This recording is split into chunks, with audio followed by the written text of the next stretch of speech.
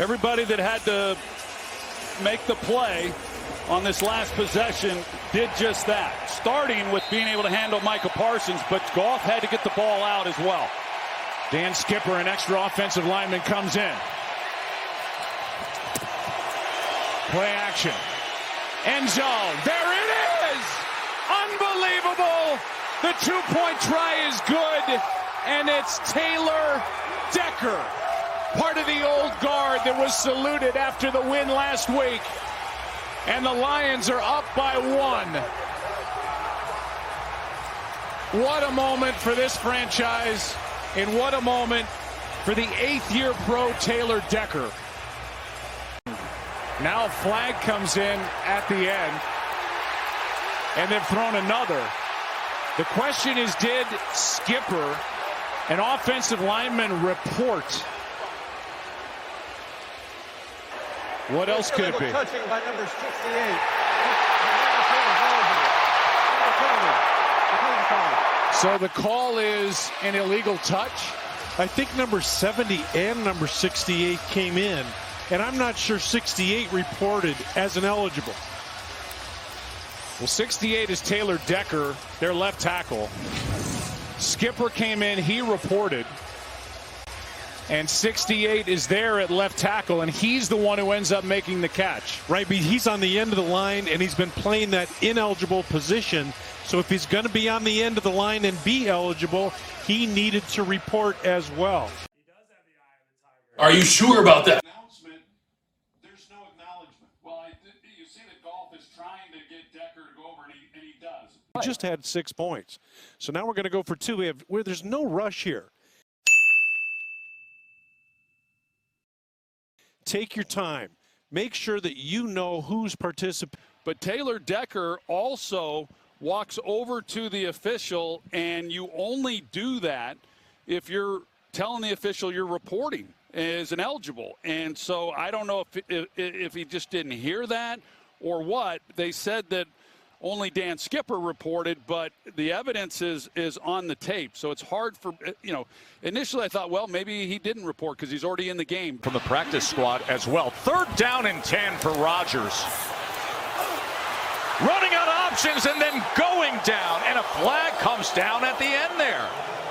That was Kevin Strong, the rookie out of UTSA, who was able to come down on Rodgers, but the flag came down with it.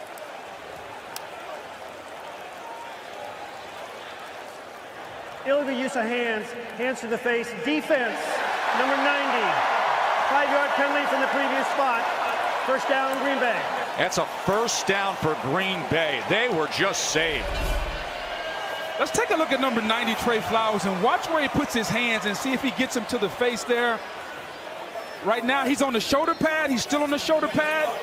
I'm trying to figure out when does he actually put hands to the face there. I got a shoulder pad, John Perry. Boog, you're right. I think we get fooled there based on where the hand is on the upper part of the chest rather than the neck or the mask.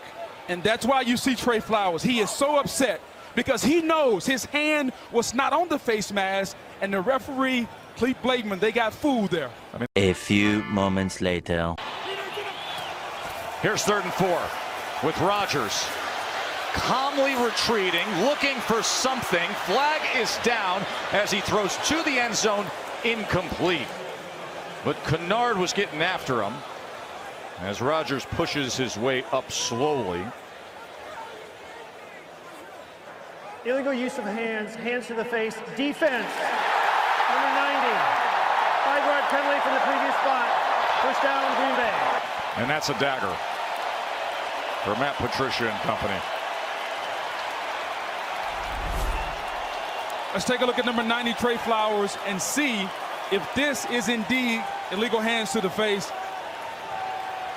Can't really see it from that angle. It's going to come late. Here it comes. Towards there it is, coming there. But again, where? He's on the left shoulder once again. We're on the left shoulder. Is Bakhtiari selling that by arching back his head?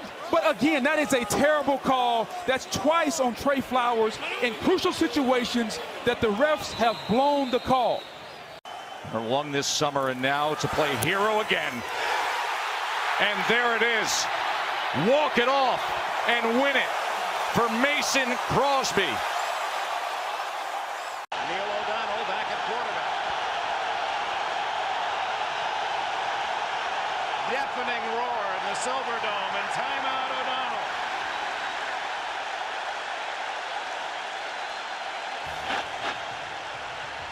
Set to call timeout. Richie Anderson, number 20, the tight end, lines up on the wrong side.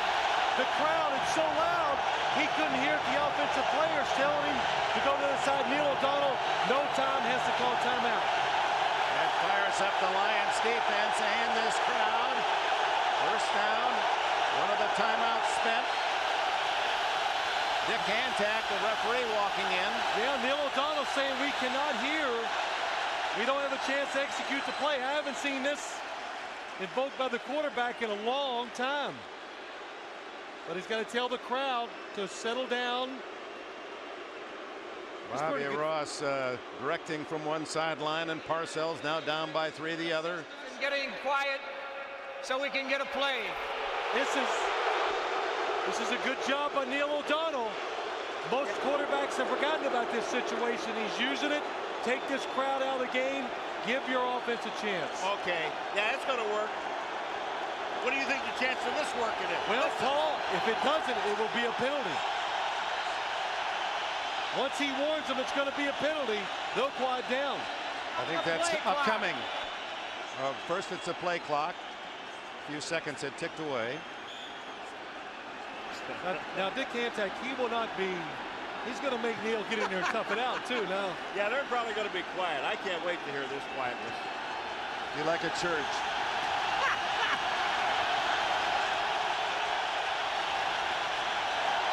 Oh, you got to go. It's just not that loud. You're right. He's got to go. Yeah, it's not bad. And now they pick it up.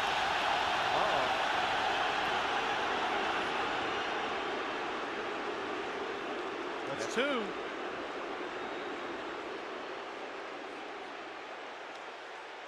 And now the Lions defense motioning to the crowd now.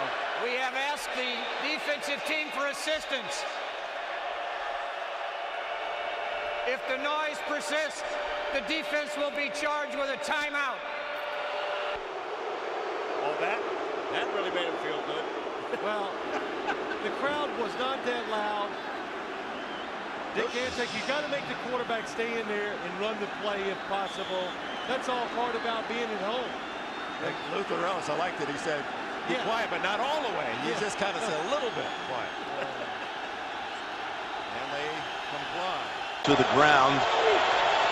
Trying to hit his last 8 passes before that one, and here they go with Forsett.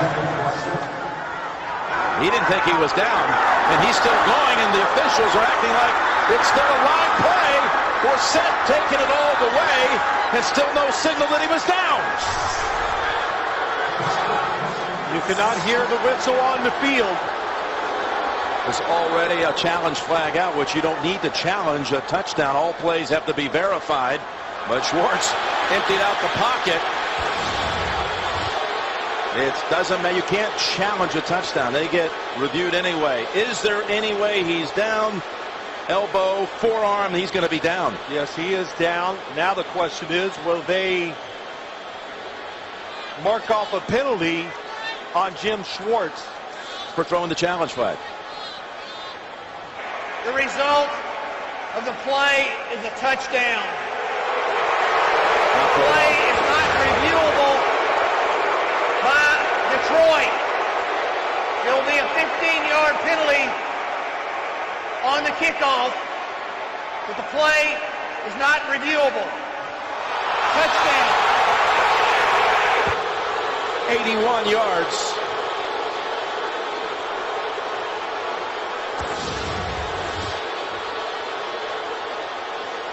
There was never a whistle. That's going to be the thing. That is the thing, Jim. You're right. Since there's no whistle,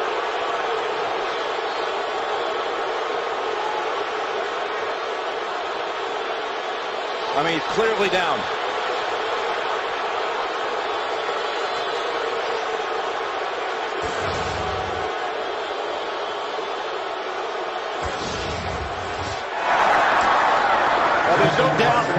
is down, and since there was no whistle, they cannot go upstairs and review the play.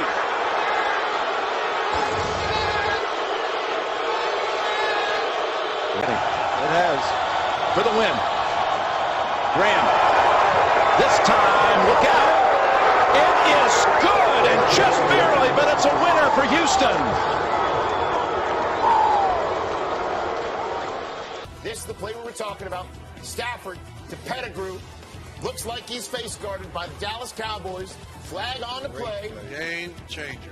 Anthony Hitchens looks like he face guarded him. Des Bryant comes out without his helmet to argue. No flag on that. And then the flag that was thrown on this was picked up. You never touched the guy, huh? What is up with that?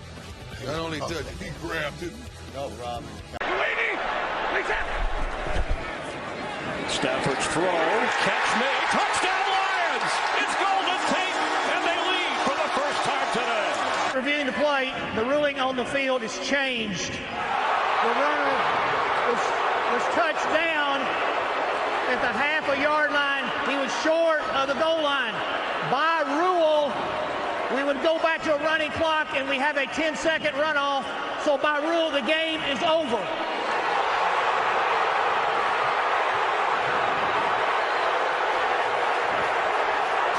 You can end the game that way. Get it down the field with. Again, Johnson at the bottom of your screen. Isolator Zachary Bowman. Blitz coming. They throw it up to Johnson. Into the corner. Touchdown! Calvin Johnson! Unbelievable throw by Hill. And a miraculous catch. Leaping high over Bowman by Calvin Johnson. And the Lions, who had one, or are they saying, wait a minute, are now they overruling and saying he did not get in bounds? The officials gathered down in the corner after the initial indication of touchdown. The ruling on the field is the runner did not complete the catch during process of the catch. It is an incomplete pass. It'll be third down, Detroit.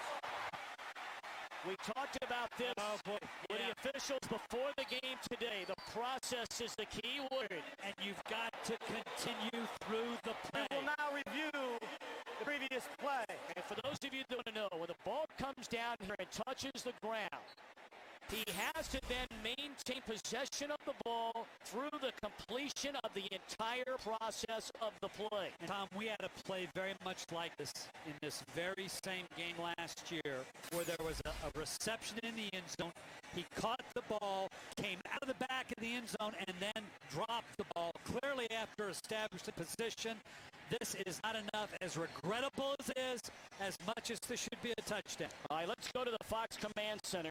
The longtime head of the NFL officials, Mike Pereira, standing by. Mike, what can you tell us about the call on the field?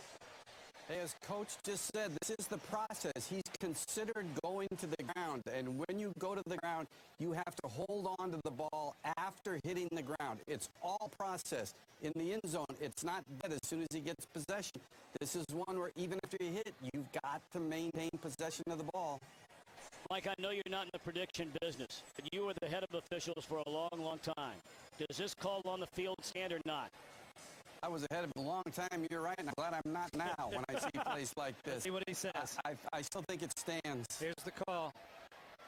After review, the ruling on the field stands. It is an incomplete pass. Will Detroit call 3rd and 10 on the 25-yard line, and the ball will be placed on the hash mark nearest the Chicago Bears sideline. Get back out of the blitz. And then it's Thomas, and he's going to reach for it. And is he down before the ball came loose? They're going to rule it at the moment. He is down. He's down at the 41. The first official there, that's Diggs, who takes the ball into the end zone. But the official at the end of the play is saying this is down at the 41-yard line. And this is going to be close. He lands on the defender. On Mathis. Where is he down? It is challengeable. I don't see anything down. The hand can be down. That does not put you down. You've got to get a forearm a wrist. I don't think we even got a butt on this one. Is a downright contact. They're going to they have to challenge it. Denver's trying to get his punt group out there before Caldwell can challenge it. And I think Demaryius Thomas had some idea too. He got up and started chasing it. Now they're not going to allow the return, but the recovery is a different thing.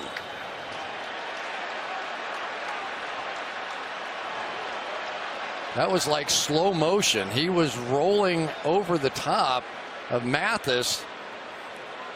I think Caldwell might have been thinking, okay, you know, everything is reviewed anyway. Detroit is challenging the ruling on the field with the runner. But it wasn't a turnover. That's what he's trying to get out of it. So he has to challenge this right now. And he will probably win it. Here's Triplett. After review, the ruling on the field has changed. The runner is running on the player. Was not down by contact and the ball came loose. It was recovered by Detroit at the 29-yard line. It'll be Detroit's ball, 1st and 10 at the 29. We set the game clock to 13 minutes. Well, the crowd is booing. They thought it should be a touchdown, but that's the rule. The rule is if it's a fumble, and that's what they call it. He's reaching for the first down, doesn't get it, lands on Mathis, ball is loose, and then the rule says you get it from the point of recovery. Right. So there's Diggs at the 29-yard line, and that's why they will take it there. The crowd is booing. They thought he should be given a touchdown. Yeah, and the reason for that, obviously one official thought that the play was dead, so he blows his whistle, so they don't want him to be able to run in, but they still are going to allow the recovery. 13 minutes on the game clock, please. That's T.J. Hawkinson, who has a touchdown catch today in motion. Stafford looking the other way. Sidearm sling to the end zone.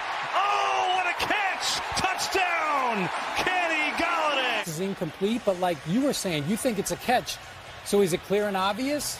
See, probably not. And Dean, they called it touchdown initially, so is it going to be enough to reverse that? That would be the question, correct? After reviewing the play, the pass is incomplete. Stafford waiting, looking, thinks about running. That lane is cut off. Still fumbles the football. It's loose. The Chiefs pick it up. He dropped the football. It's picked up by Jones. Chris Jones picked it up, and the Chiefs, after the touchdown was taken off. An absolute desperation moment in the middle of the field to Jones, to Rodgers, How about that? Rodgers gets it the other way. He's thrown down. We got a flag. The game's not over. Grabbed it by the face mask. That was Devin Taylor. Personal foul. Face mask. Number 98 defense. 15-yard penalty. This is like what happened in the Baltimore-Jacksonville game this year. Extended for one play.